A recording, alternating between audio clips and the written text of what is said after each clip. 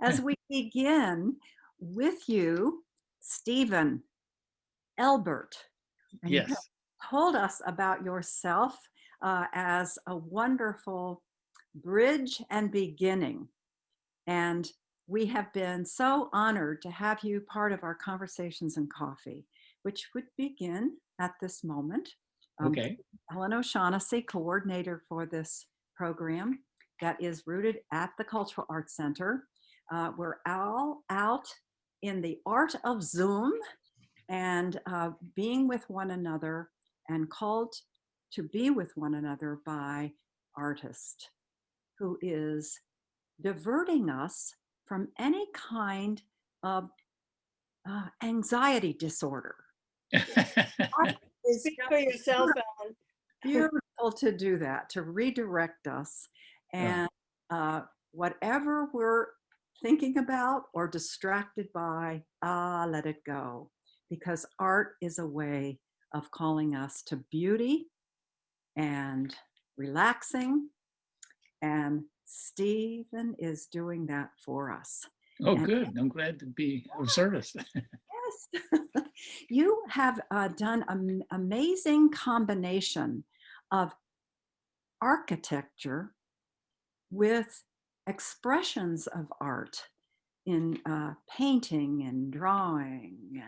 And tell us when that happened to you. When did that evolve? Well, I've been drawing almost all my entire life. I started drawing seriously when I was 4. A lot of people do that.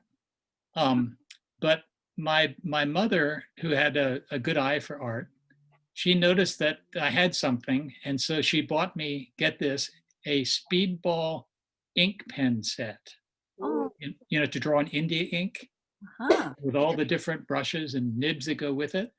And I used them, and I learned how to do lettering, and I learned how to draw and do cartoons, with high contrast shadows and all that. And then I stopped drawing after a while. And when I was in high school, I stopped drawing because I was a wreck, in high school. But then as soon as I got out of high school, though, I started drawing again and photographing and things like that.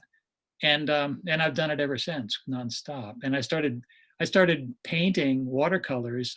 Actually, I didn't start painting watercolors until about 1970. I don't know, 1980 or so. Uh-huh. And that was the first time I touched them. But before that, though, I did all these printmaking things, the printmaking pieces using silkscreen and intaglio and something called gum printing, and which is a very interesting process. And then I was drawing as well. And when I applied for architecture school, I was worried that I wouldn't do well because I didn't think that I drew that well. And Ah, it turns out that nobody in my class could draw at all. And, and I was kind of the leader that everybody was copying, kind of, I said, oh, well, that's a surprise. great. And so, that's when the drawing really got professional. Ah, So I've been doing it ever since, and I still do. I have lots of sketchbooks, and I draw on plates, on copper plates and all that. oh, wonderful. So as your world, your vocation evolved, you were in architecture throughout the United States and in projects in New Orleans, Yeah, New York, Kansas City, yeah, Miami, Washington, D.C. So yeah, you were moving through yes. this world of architecture, always taking with you this love of expression of Oh, art. yeah. Well, it was necessary. Um, If you design something, you've got to draw it in a way that people understand it. uh-huh. And Have done that with your sense of structure, explorations in various media. Media, right, that's what I was trying to think of. Yeah, and then how gifted the students were at Columbus College of Art and Design. You taught Yeah, there. Columbus State, art schools in Vienna, right. and what, including Salzburg? Salzburg. Yeah, I was actually a teaching, visiting faculty there when I Oh, was working in Germany. And how, then I also went to the Technical University in Vienna, TU Wien, and you know that one, right, Inge? Uh, and I did a couple of courses in gum printing, and ah, they actually put me on Austrian national TV for the whole course. how marvelous. So Can I you tell was us what that is? I never heard of it. well. I'll show you an example. Oh, good. Yeah, All it's right. not. I didn't concentrate on that one too much, but I wanted to put that one in because it is relevant to the topic. And by the way, the reason I showed all these different ways of artistic expressions um, is because I didn't want to restrict it just to my painting and my drawing. Because I've done lots of photography and I've done intaglio and all these different things. So I picked from the images that are relevant to the topic of this exhibition. Beautiful. And it just so happens to be a whole lot of different media. I noticed that. Well, take it away with your images. Okay. And Albert, we're so happy to have you with us. Well, thank you. Okay. Mm. Okay, this first slide here. This is the one, of course, I mean, has everyone seen the show? Are we all muted? No, I'm not. Nope. Okay. I don't know if you all saw them in person or not. I know that Katie did, and did Lindsay, did you see them? Did. I was not able to see it in person last Oh, okay. spring. I saw All it. right. Well, I saw these, okay. This one here, the bridge on the Main Street bridge, that was down in the lobby next to the elevator. And these are very large watercolors. They look like photographs, I know. They do. But that was sort of the intention in a way. But they're drawn by hand, and they're very complex drawings. These are also very large. These are 40 by 50 when in their frame size, and they're as part of a series that I'm doing. There's one more coming, and I haven't finished it yet.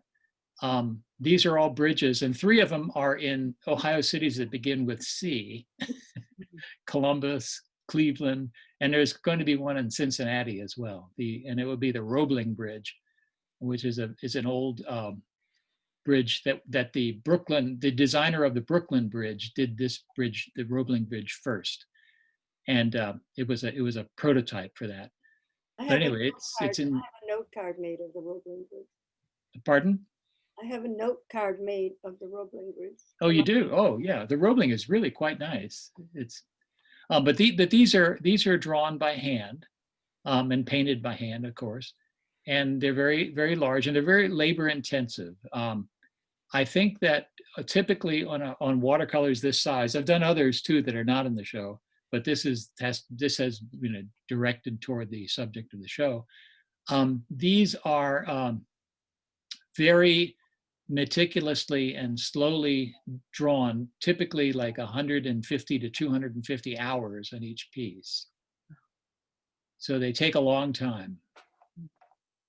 And I do these standing up because I can't sit down and do them because they're so big. I can't reach all the parts. And so I end up, painting them upside down and sideways and all that while standing at my desk, which is right behind me. But anyway, but these were an attempt to show, the structure of the bridges, and not necessarily. But I should make this a little larger for me to see. Nope, I guess I can.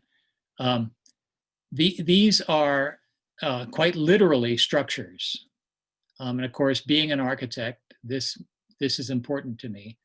But I didn't want to make this an exhibition about architecture necessarily, although you'll see examples of it. It's really about structure in the largest sense of the word. Hmm. So if you go to the next one, this is two perspectives, and they're both actually for the same project. The one on the left is also a large 30 by 40 drawing, and it's in red ink, or red pencil rather.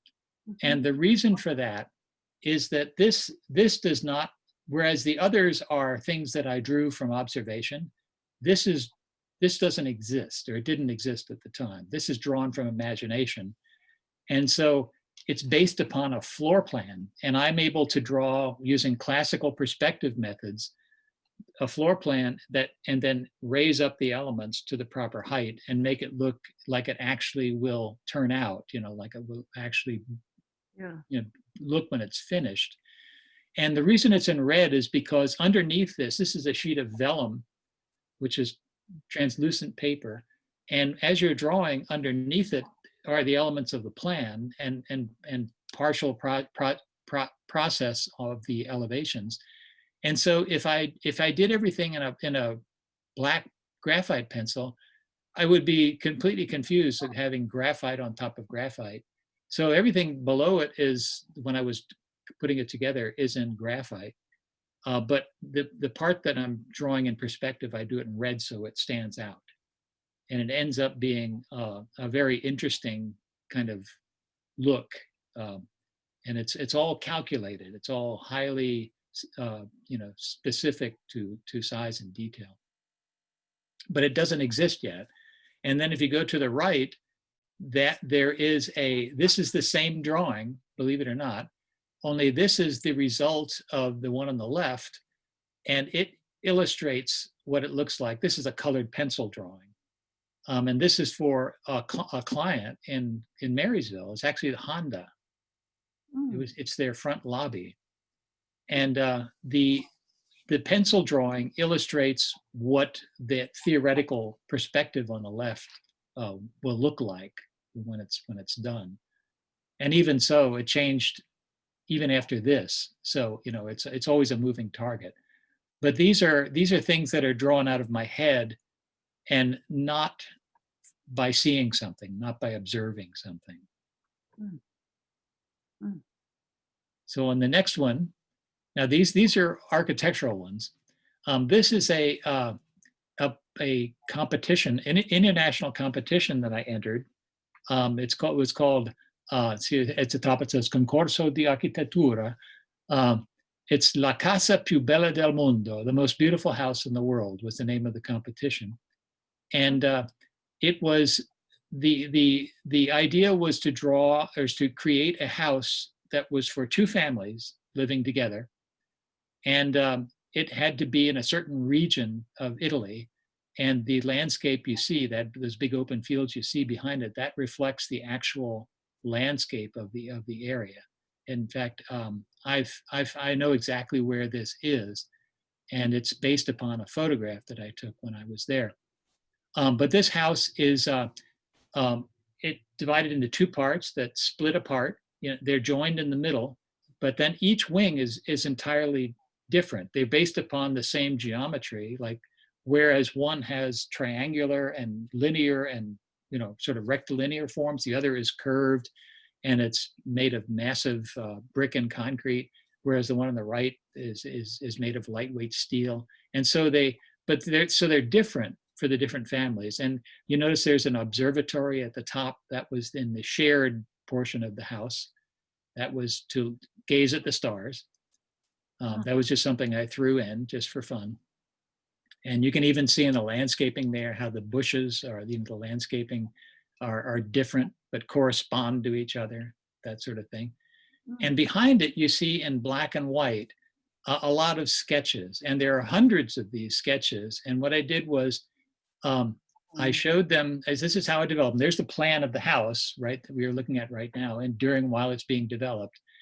And it's all those sketches are drawn by hand, and then I photographed them on a large camera, and then it produced a negative. And so I just printed that negative as a background to the final sketch, to the final result. And so, and there are other boards that look kind of like this, but there are literally hundreds and hundreds of sketches that produce this, little hand-drawn things that were 8 by 8 inches or 6 by 6 inches, and all drawn on a pad, and then reproduced. And then this is the way it was presented. Now, I did not win this competition. There was probably some very famous people in this, and I'm afraid I'm just not on the same playing field as they are. But this was what I submitted, but it was fun. I enjoyed it greatly. Magnificent. So the next one, then these are photographs. I've done a lot of photography. As you can see, this is about structure as well. Especially the top one. Those are silos in Dayton. They're abandoned. And I thought it was interesting, very interesting, that they were stacked up like beer cans or something. And it was just this collection of forms to make this bizarre structure. And I suppose that they were putting in the crops like corn and things like that in there, but it hasn't been used for a very long time. But it's still there. It's in just east of downtown Dayton. Very interesting place. And it's got a certain kind of ruin look to it. Well, it is a ruin, actually. And the one below it is also a very, very complex structure. It's down in Ashland, Kentucky, and it's a processing plant, a coal processing plant, where they make byproducts from coal, like gas and things like that, and oil-based products. And this is almost, I don't think it's functional today. I think I took this photograph about 15 years ago, and it looked like it was in terrible shape, but it was still producing. But last time I drove by there, I didn't see any smoke coming out of any of the chimneys. But this is a very complex structure. And both of these, by the way, are not done by architects. They're done by engineers, or they're just done by people that build things. And yet they have some significance for their structural qualities, but they're very different from each other. The one at the bottom I call the captains of industry. That's basically 19th and 20th century technology, and it's on its way. If it's already on its way out, or it's already out of style. But it's and it's really, really ugly. It looks really aggressive and greasy, and it's not pretty. Although it makes an interesting composition. Yes. They're not pretty. So on the next one, though, these also are structures. I call it a still life because they look like objects on the landscape. This is actually in a place in Italy. It's a tiny little town called Tuscania, and it's a beautiful place. It's very, very old, and these are medieval ruins. Not all of them are ruins. There is a church over on the right next to that really tall tower. You can only see a small piece of it. That is still a functioning church today. And people come there every Sunday and go to Mass. And people walk around the grounds. But the towers are just sort of medieval fortifications from the Middle Ages. And roughly 800, 900 AD, something like that, maybe up even as well, maybe 1200. They're all built at different times.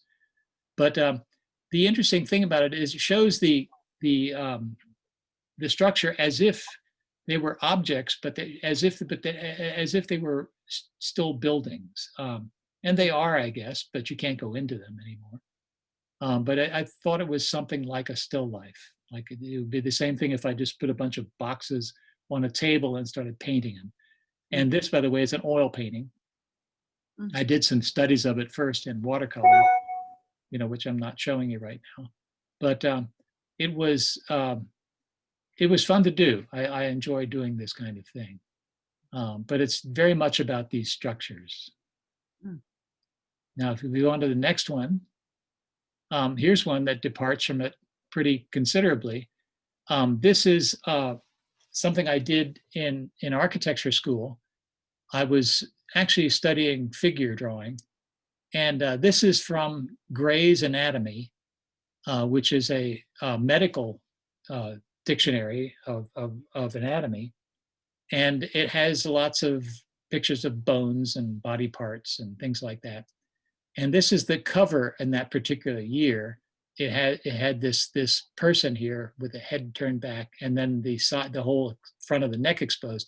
But the thing that's really odd about this is that all of this is fictitious. In other words, if you were to slice open, a cadaver or something like that, it wouldn't look anything like that. All this is made up. It's completely fabricated by me. I didn't draw any of the proper connections and tissues and muscles and all that. This is all just made up. But it's in a setting which looks medical, but it shows the fictitious structure, of my subject. Yeah. And it's a pencil drawing. I love doing pencil drawings. And it's of no possible use for teaching anatomy. It's just on on a kind of structure on its own. Beautiful. Yeah.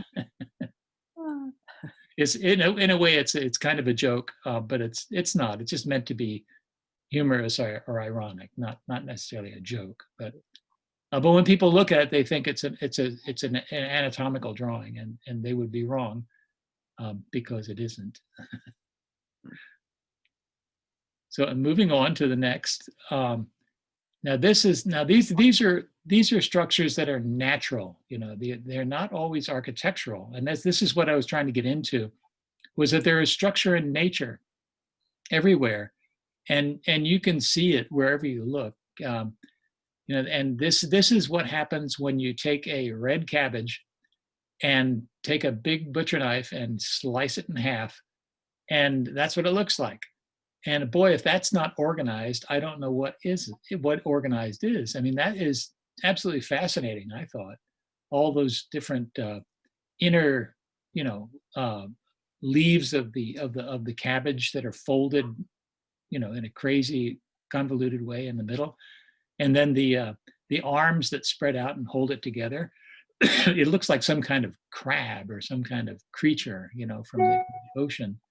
But it's not. It's just a regular red cabbage, and it's just got this terrific form, and it's just nature's organization at its best. There are other things in nature, like spiral shells that are based upon, not based upon they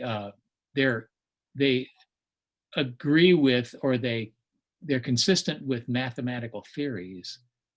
The spirals, there's this thing called the Fibonacci series, which is a spiral, and it's mathematically conceived, and there are actually plants that look like that do that, and they multiply outward in spirals and different parts. You can see them if you look it up. Structure in nature, it's prevalent everywhere, and there's no mistaking that. Even though these are natural processes that produce natural things, they're highly structured and they're mathematically accurate. So I think that's absolutely fascinating. Oh, it's beautiful. Now, if you go down to the next one, this is an Intaglio print. This measures about 18 by 24 or something like that. It's an etching. That I drew this on a copper plate that had an asphaltum covering on it, and then after it was drawn and put together using different techniques, it was printed on a piece of paper, and this attempts to show the sort of the geological structure of nature. At the bottom, you have layers of stone, and these are fish. They call it la mort, the death. These are fish that die and go to the bottom and then become part of the structure of the ocean. And at the top, you can see right there. There's above the flounder. There's a section through the flounder, a cut right through it. That's what they look like. They're flat fish, and they lie on their sides. But at the top, you can see the waves of the ocean, of the water, and it's got little letters in there to show that it's a consistent period, of waves. So, but flounders are interesting creatures because they are fish that have two eyes, but they lie flat on the bottom, and then their eyes have migrated to the same side of their heads. That's a completely natural thing, and it's a matter of disguising themselves with the mud and the sediment on the bottom so that they're not easily preyed upon and eaten by other fish. But because they look this way, they're able to eat smaller fish because they suddenly jump out and grab them and eat them. But it's just kind of a fascinating piece of natural, coherence. I just think this is really a fascinating subject, as nature with its own structure. It's, if you think of God and constructing the universe, you really didn't need him because they just follow natural laws of formation of things that are consistent and structural. It's just a natural thing. Okay, and the next one is this is what I call secret forms. I went through a phase of my studies when I was taking pictures and drawing buildings that were wrapped up in canvas. And it's interesting because you have to guess what's underneath that. And there is a building underneath that. And it's just visually, it's just very exciting to look at. The reason I did this was because at the time that I was doing them, my brother is an entomologist. Two of my brothers are entomologists. They deal with insects. One deals with he studied the viruses that are carried by mosquitoes in Florida. He worked at a laboratory, and he studied these mosquitoes that have, I forget what the name of the disease is, but it's a very terrible disease. And my other brother doesn't study insects, he kills them, mostly termites. And he's the one that wraps the buildings up in canvas and then introduces gases, poison gases inside there to kill all the pests. But when the buildings are covered up, though, they're extremely interesting. They're probably ordinary buildings. They are ordinary buildings, but when you cover them up with a canvas, suddenly they have this mysterious structural quality to them. And I just couldn't resist it. I just went out and took pictures of a bunch of them. I have quite a lot of pieces, paintings, and silk screen prints and photographs of these buildings because it's so interesting to see them. It's any form. In fact, it'd be an interesting thing to do if you were doing studio drawing exercises, is to take something, anything, a person, a chair, or various objects, and cover them with a sheet, and it makes some very interesting stuff. And you can only guess at what's underneath it if you didn't know. And this was continued in the next illustration here. This was on a summer break that I took from architecture school, and went around looking at all these buildings that my brother had wrapped. And this is one which I thought was particularly fun because you can see these forms behind it, but they're draped, and they make just terrific patterns, and they make terrific compositions, I think. And this I did as a silk screen print because you can still see the bushes growing in front of it. It's a house, is what it is. And you can see, just what it looks like in disguise, kind of. Mm. Mm. Like there's a hidden treasure inside of it. Mm. Amazing. Okay, and moving on to the next one. Now this is something, I call it the Hand of the Colossus. This is a very recent painting that I did. My wife and I went to Italy. We go there quite often, although not recently. They don't want us around because we're infested, infected. But anyway, it's not possible to go to Italy right now. But this is a hand. This is completely imaginary. This is in some regards. These are actual scenes. This is the hill. Rome is composed of all these 7 hills. One of them is called the Palatine, and another one is called the Capitoline, and there are more. But these are actually real things or real scenes that I've painted. And the thing that's not real, though, is the hand it's a large hand in the Capitoline Museum, which is on the hill next door to the Palatine Hill. The Capitoline, the Campidoglio, it's called. And this is in a bunch of buildings designed by Michelangelo. And it's a hand from a ruin of a statue, a very colossal statue that existed sometime in the past. And this is the remnant. This is the hand that's left over. And of course, all these statues are either in really bad shape, or they were taken apart and melted down. In this case, this is bronze. This is actually metal. And I'm sure that a lot of those bronze statues are no longer in existence because they were melted down to make cannons or something like that over time. But this is a 9-foot tall hand that's inside the museum, the Capitoline Museum. And when I first saw it, I did a bunch of pencil sketches of it and some photographs. And I thought, this is just the most interesting thing.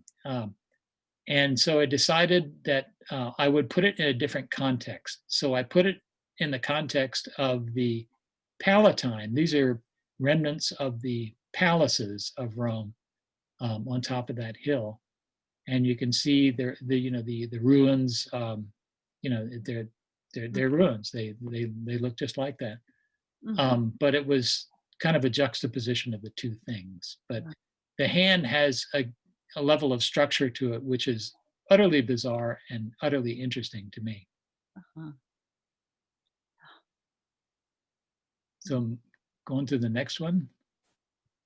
This is actually a real place. This is Pompeii, the city that was buried in volcanic ash, the Roman town. It's a very, very interesting place because all that's left is kind of the skeleton of all the structures.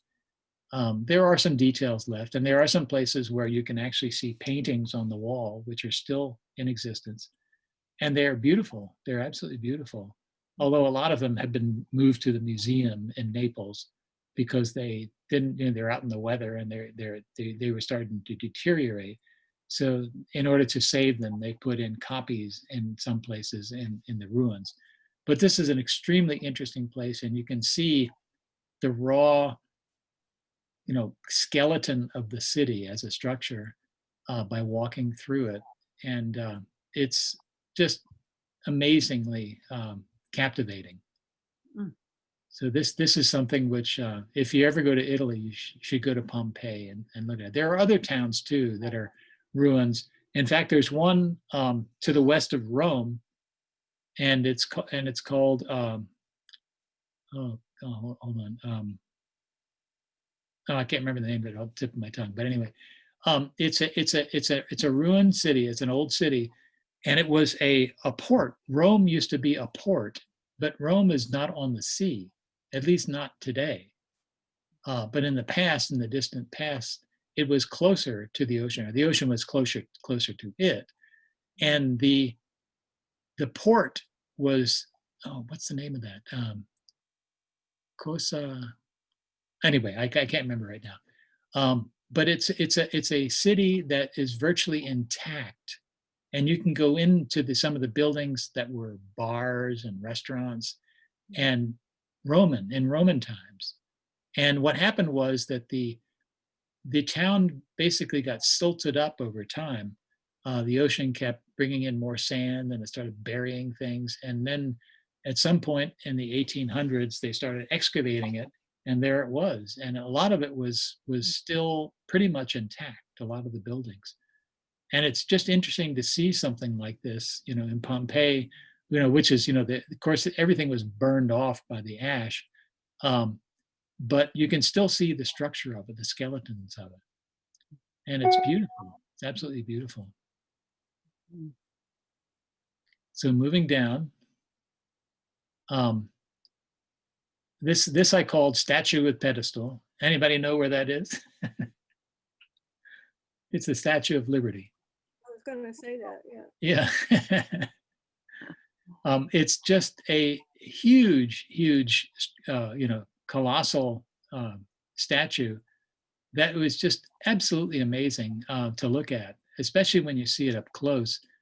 And I love looking at old photographs that were taken in the 1870s, 1860s, I guess, when it was brought over from France in pieces, and the head and the arm holding the torch were all separately shipped to New York. And for a long time, they had no place to put it. And so there was an architect at the time who later on built a base for it, a pedestal for it.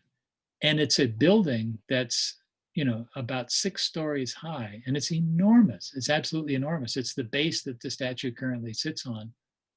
And it's a beautiful, beautiful structure. And when you look at go up into it, on the inside, it's kind of like my fictitious anatomy that I was just showing you a little while ago. All the parts inside are just purely functional, mechanical, with pieces of steel beams and pipes and all that on the inside. On the outside is this beautiful statue, and it's just very captivating to look at and very interesting to see. And I never went up to the top. That's a little bit high for me. I don't like heights much anyway. But you can go up there and stand in the torch and look out at New York. A lot of people do it. But you have to take turns going up these ladders, and there's not enough room for everybody to stand, more than 6 or 8 people, I think, something like that. Because at that point, you're in like a bird's nest. But the inside of the statue is the most interesting structural piece. Like it's a building, but it's not a building. It's a statue. And it's on a building, and the building that it's on is quite beautiful. That's beautiful. So go to the next one. Now this is that, by the way, the one up above there is a watercolor. That's a large watercolor, Statue of Liberty. This looks like it could be a photograph or a watercolor, but it's not. It's called a gum print, a gum pigment print, and this is the Sparkasse. In German, that means a savings bank. It was not my savings bank, but it was a savings bank. And it was a very traditional looking, flattened, classical building, but it had this bizarre window that was concave. And if you look at it, standing outside, you can see all the trees upside down behind you. And it's their reflection. And I don't know why they did that, but it was just this strange composition of, sort of 19th century architecture, with this bizarre space-like circle, like a porthole of a galaxy spaceship or something. And the reflection in it was showing a natural setting. Anyway, I thought that was really interesting. The gum pigment print process is something, this is a photographic process invented, believe it or not, around 1855 or 1860 by a man named Kuhn, Friedrich Kuhn, or something like that. I forget exactly who it was, but it involves a very bizarre process, bizarre and interesting. You take gum arabic, which is from a tree, it grows in Africa, and it produces this gum. And if you filter it out, and it's kind of sticky, and you mix watercolor into it, and then a little bit of this salt that makes it light sensitive, you can actually put a negative on top of it and make prints of it. And you don't have to make them look realistic. You can use whatever colors you want, and you do it one color at a time, and you put other images on top of it. And this, for example, is probably 12 images altogether with different colors. And that's what gives it the shading, you know, the green and the yellow and the brown and the reddish colors, the rust colors and the blue. It's all, and the purple, there's some purple in some of the, you know, trees there. And it's a very tedious process. And I've produced probably 100 of these prints of different subjects, because I had a studio there that I shared with someone who was a sort of a lunatic, but he was a very nice guy.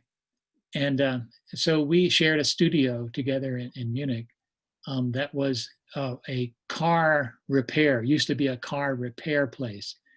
And we just emptied it out, and he started filling it up with his stuff, and I started filling up with my stuff. And we produced art, and we had several shows together in Munich. But it's a very interesting thing, because it has to do with structure. It's related to that, but it's an odd combination of forms. And so, anyway, I haven't done gum prints in quite a while, because they take a lot of patience and time to do, and it requires some, you know, a facility kind of, because you're handling these different substances. And it's a little bit toxic, so I decided to stop doing it. But I've got a collection of prints from this that are quite interesting. Okay, the next one. Now this is a cyanotype. These are quite easy to do, by the way. It's a photo. The thing that makes this relevant to the structure theme is that this is a church in Bologna, in Italy, and it's a very old church. What you're looking at here is the smaller part on the inside of that arch is a medieval church built around, I don't know, 700, 600 AD, something like that, a very early medieval church. And the big columns are much later. They're in the early Renaissance. So they're built maybe almost 1,000 years later, but they enveloped the whole church, the medieval church, inside another church. It stands on its own inside the later church. And it's a little hard to comprehend. And the Italians are famous for doing that. There's also another one in Orvieto, San Angelina, Maria Angeli. It's a church built in the Renaissance, and it completely envelops a chapel that existed in the time of St. Francis. So the Italians love to do this kind of thing. But it's a structure within a structure, a building within a building. And it's quite exciting to go in there. Now this particular print process is called a cyanotype, and it's something that you can do quite easily if you get certain things. Like there's a salt called Cyanotarnic.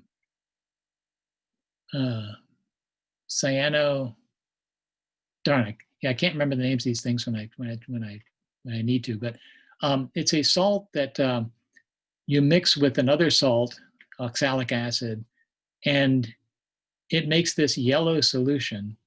and you spread it onto a piece of paper that's sized, like watercolor paper or paper that you've dipped into gelatin and let dried and it's sized, or just regular paper, as long as it can hold up to soaking in water. But you spread it on there, you let it dry, and you don't have to spread it evenly. You can, I'm not showing the spread marks on this particular photograph, but, or this print, but it does have, you can see what it looks like if I showed that. And then you take a big negative or a big object that's got some transparency to it and put it on top of this piece of paper that's been coated, and you expose it to sunlight. And wherever the sun hits it, it bleaches it out. And wherever its sun doesn't hit it, it stays this beautiful Prussian blue. And you develop it in water. You just put it in water, and all those salts that you put on there, except for the ones that get affected by the light, are washed away. And what you have left is a really beautiful blue, Prussian blue a photograph. And it's called a cyanotype. It's something that was also discovered very early in the history of photography in the late 1800s. And it was, these are old-fashioned techniques that you can do still today.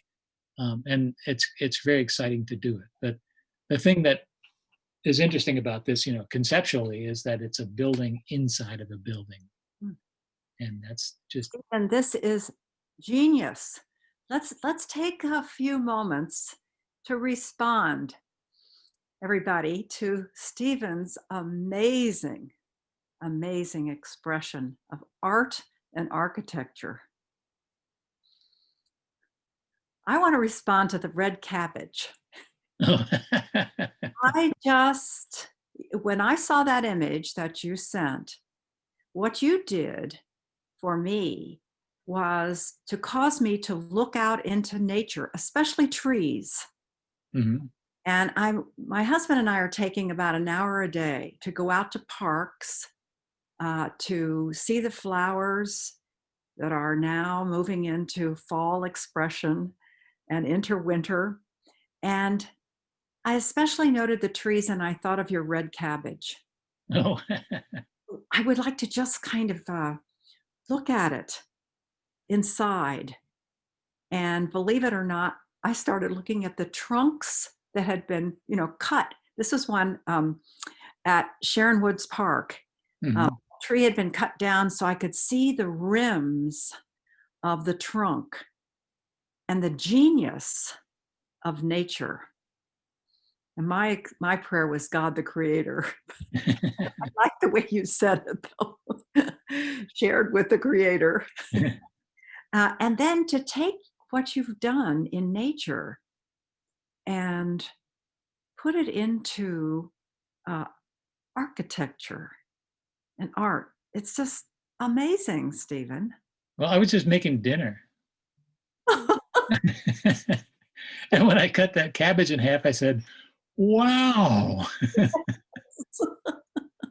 Oh, so what were you fixing for dinner? Oh, I like to eat cabbage, especially red cabbage. It's very tasty. And you mix it with some like bacon or something like that, and you cook it in a stew. Oh, and it's very tasty. Like you We put in ate some, red cabbage a lot. yeah, it's very healthy for you. Cabbage is a very good thing to eat. mm-hmm. But I mean, I just literally cut this in half to start shredding it. Oh. And I stepped back and I said, oh my God, look at this. This is just so intricate. And this is so organized. Uh-huh. It is beautiful. And that's the interesting thing about nature, is that it's got this inherent organization. Mm-hmm. And if you can find it if you look for it. And buildings that are beautiful do have within the buildings that natural way. Yes. Yeah. Something about it's drawing your spirit. And I think the Cultural Arts Center is one of those buildings. Yes, it is. It is beautiful. It breaks the monotony of other buildings. It's just like you're drawn to it. Sure. Yeah. Well, that's the interesting thing about architecture is that when you design a building, as you're designing it, you come up with these rules, to where, how to do each step, like if you do this, then you should do that. And if you subdivide this, you get something else. And I found that it has its own logic and its own rules. And you start something going, and if it sets up a set of rules, you follow the rules. You've just let it go and let it be what it wants to be. There is a very interesting phenomenon in ancient Rome. The Romans had, spent a lot of time going around and conquering their natives, or their neighbors, and they would go into the deserts, of Iraq and places like that, and they would build their temples, and then they would be forgotten for a long time. But some of them were actually buried. The ruins were buried for centuries, and there are lots and lots of these sites, Roman sites, that are still buried in the sand, and they'll occasionally surface. People will find them, and one of them is in Iraq, and it doesn't look like classical Roman buildings.